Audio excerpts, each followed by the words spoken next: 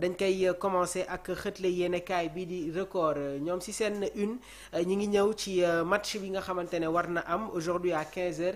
Afrobasket Sénégal Mali passer les demi et mettre fin à la 17 mu nekk titrage bi nga xamante ne moom la record xëyee donc le match Sénégal ak Mali en demi-finale de l'Afrobasket dina am tey ji à partir de 15h heure locale donc match bu war a amee fële ca Luanda en Angola ce sera une rencontre décisive entre les Lions du Sénégal et les Aigles du Mali pour une place en finale de la compétition. Donc voilà, acte 2 entre le Sénégal et le Mali. Donc ce samedi 23 août 2025, la sélection sénégalaise dinañu affronter une nouvelle fois le Mali en demi-finale de l'Afrobasket masculin à Luanda.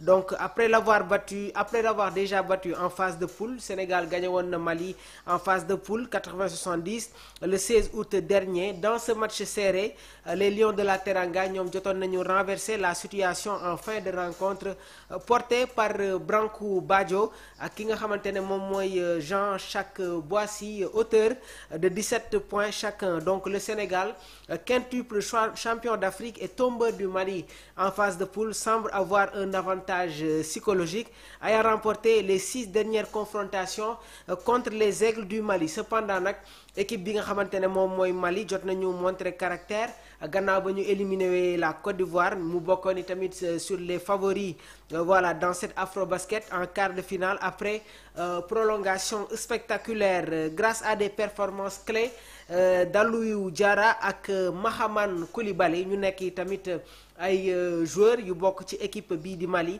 donc nañ leen surveiller bu baax a baax jamono ji nag les enjeux sont immenses, une place en finale face au vainqueur du duel Angola ak Cameroun ñoom itamit ñooy jouer ci beneen demi-finale bi. Pour le Sénégal, il s'agit de poursuivre sa quête d'un 6e titre tandis que le Mali ñoom ñi ngi rêver de créer la surprise et de briser sa malédiction face aux voisins ouest-africains. Donc le rendez-vous est donné à 15h GMT à la Kilimba Arena de Luanda. Donc démb rek gis nañu le tacticien de l'équipe nationale du Sénégal muy Desagana Diop jot na yëkkati ay kàddu nee na équipe malienne bi xam nañ leen bu baax nous partageons le même hôtel dañuy toog di waxtaan waaye nag tey jii dina nekk un match boo xamante ne ça va se jouer sur le parquet et l'équipe la plus décisive, la plus forte moom mooy rencontrer bi nga xamante ne voilà moom mooy bile demi-finale. Donc on va enchaîner toujours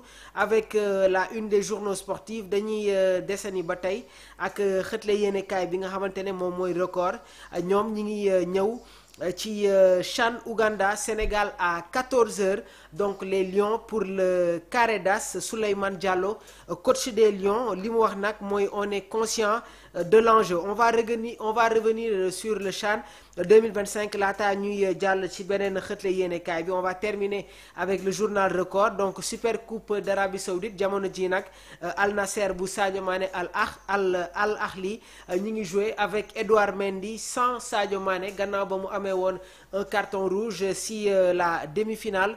Donc mu nekk tamit match bi nga xamante ne di ngeen am les derniers détails. Lutte Gaston Production jot nañu ficeler le combat entre Ada Fass ak Eumeu Sène. Donc mu nekk tamit choc bi nga xamante ne Gaston Production à la baguette concernant l'officialisation de ce combat. On va toujours revenir avec le CHAN 2024. Donc le stade Nambolé va faire plein pour Ouganda Sénégal. Donc le comité local d'organisation LOC du CHAN 2024 jot nañu annoncé que la demande des billets pour le quart de finale Ouganda Sénégal jot na explosé. Donc tous les tickets sont déjà vendus. Donc mu nekk match bi nga xamante ne dinañ ko footballer sous guichet fermé.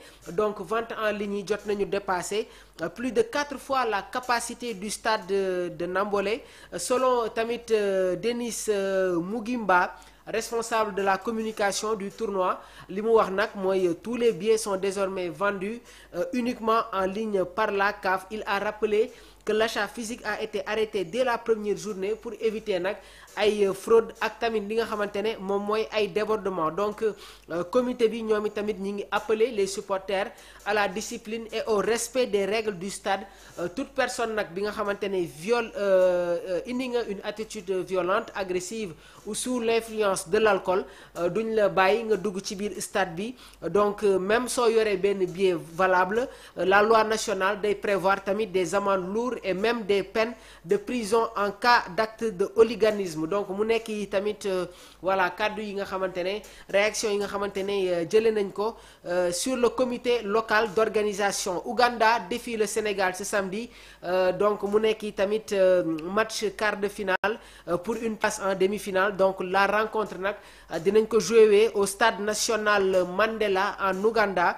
Donc les CRAN mooy Ouganda ñoom tamit nekk l'un des pays hôtes du CHAN 2024.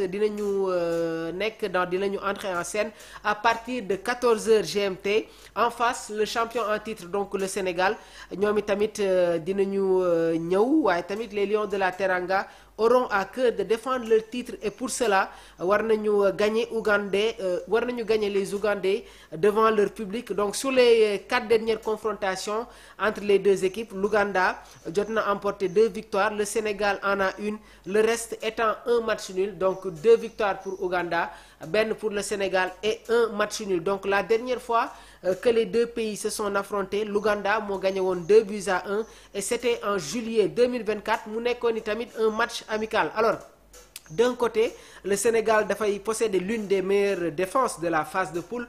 Les hommes de Souleymane Diallo n'ont encaissé qu'un seul but en 3 matchs face au Congo lors de la 2e journée. De l'autre, l'Ouganda ñoom tamit jot nañu illustré wu par leur puissance offensive, inscrivant 8 buts en 3 rencontres. Équipe bi di Ouganda 8 buts la ñu dugal en 3 rencontres. Donc ce quart de finale s'annonce comme un véritable duel entre une défense solide et une attaque redoutable. À noter que le Sénégal devra se passer de son milieu de terrain ki nga xamante ne moom mooy Mbaye Yaya Ly, expulsé dans les dernières minutes du dernier match de poule contre le Soudan. Alors sur l'aspect tactique, comme ni ma leen ko waxee, le Sénégal gis nañ ne que am nañu une très bonne défense. De l'autre côté, équipe bi nga xamante ne moom mooy Ouganda, seen force dafay reposer sur li nga xamante ne moom mooy seen apport offensif. Donc comme ni ma koy waxee saa su nekk rek, dina nekk match boo xamante ne ça va se jouer au niveau du milieu de terrain.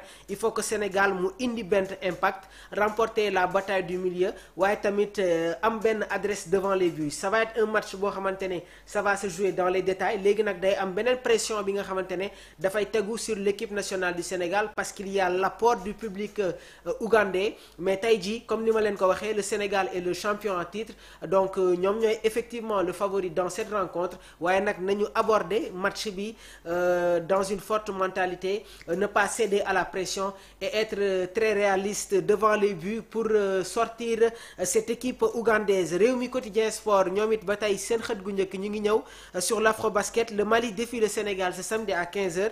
jox nañ leen les dernières informations. CHAN 2025, les Lions visent une place en demi-finale. Alors donnez-moi votre pronostic sur les rencontres yi nga xamante ne jox naa leen ko ci Afrobasket bi ak tamit li nga xamante ne moom mooy CHAN bi. Univers Gaindé, j'attends ta réaction, ma partage ko ak suñu mbokk internautes yi. Concernant tamit l'Afrobasket, lan moo war a nekk la clé du match.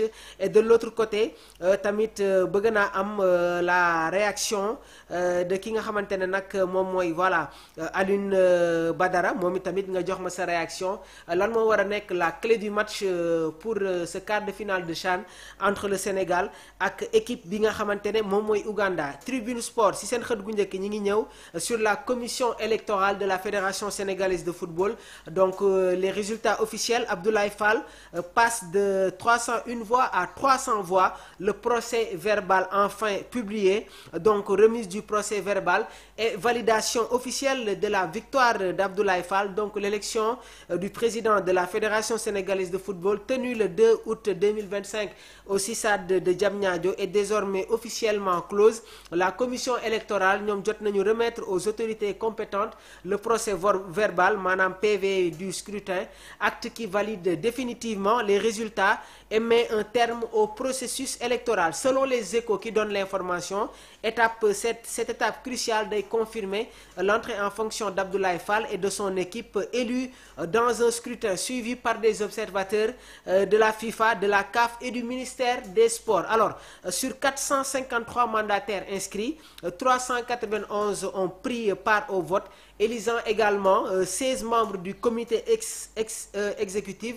Dès le premier tour, Abdoulaye Fall a pris une avance décisive avec 301 voix, largement devant Madi Touré, 116 voix, Augustin Senghor, 92 voix, Oumar Ndiaye et Aliou Goloko sont restés loin derrière avec respectivement une voix et 0 voix. Alors, conformément au statut, un second tour a été organisé entre les deux premiers candidats. Donc, le verdict a été sans appel. Sur 368 suffrages exprimés, Abdoulaye Fall a obtenu 322 voix, confirmant seulement 30% challenger, selon une victoire écrasante. Donc, la remise du PV, ultime étape institutionnelle, day garantir li nga xamante ne moom mooy la conformité des résultats au statut de la Fédération sénégalaise de football et au code électoral, waaye tamit day ibbi la voie à l'installation des vice-présidents et représentants de toutes les composantes du football sénégalais, maanaam les clubs professionnels, football amateur, féminin, arbitre, médecin.